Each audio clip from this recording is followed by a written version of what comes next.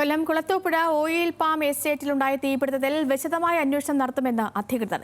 തീപിടുത്തത്തിന് പിന്നിൽ അട്ടിമറിയുണ്ടെന്ന സംശയത്തിലാണ് നടപടി. ഭൂരിഭാഗം തീ കെടുത്തിയെങ്കിലും ചിലയിടങ്ങളിൽ പുക ഉയരുന്നുണ്ട്. ഇത് ആശങ്കയ്ക്കിടയാക്കിയിട്ടുണ്ട്.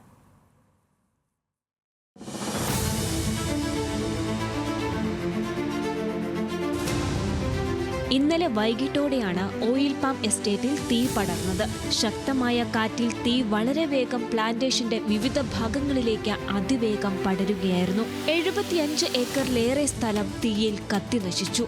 രാത്രി പുലരുവോളം നീണ്ട പ്രയത്നത്തിനൊടുവിൽ തീ നിയന്ത്രണ വിധേയമാക്കി.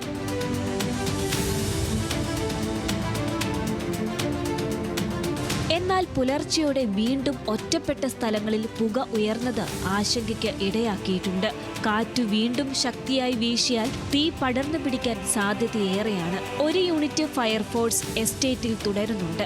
കൂടാതെ എസ്റ്റേറ്റ് അധികൃതരും പുക കെടുത്താൻ ശ്രമം തുടരുകയാണ്. ജനവാസ മേഖലയെ അഗ്നിബാധ ബാധിച്ചിട്ടില്ല.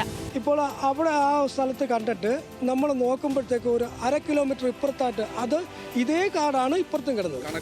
അതെ അതെ, അതായത് അത്രയ്ക്ക് തീയാണ്. ഏതാണ്ട് ഒരു 60 കിലോമീറ്റർ സ്പീഡിനാണ് ഈ കാറ്റ് വന്നത്. അന്നേരം അതനുസരിച്ച് ഇവിടെ ഈ ഉദാഹരണത്തിന് കണ്ട് ഇവിടെ വന്ന തീയാണ് ആ വലിയ പനയിൽ പോയത്. അന്നേരം ഉദ്യോഗസ്ഥന്മാരും ഓരോരുത്തരും ഓരോ പനയുടെ ചുവട്ടിലാണ്. ഞങ്ങളെല്ലാം കമ്പും ആയിട്ടൊക്കെയാണ് നിൽക്കുന്നത്.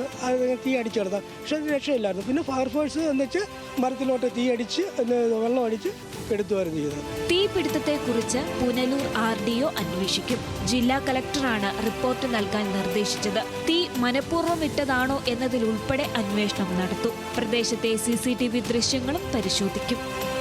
ന്യൂസ് മലയാളം, കൊല്ലം.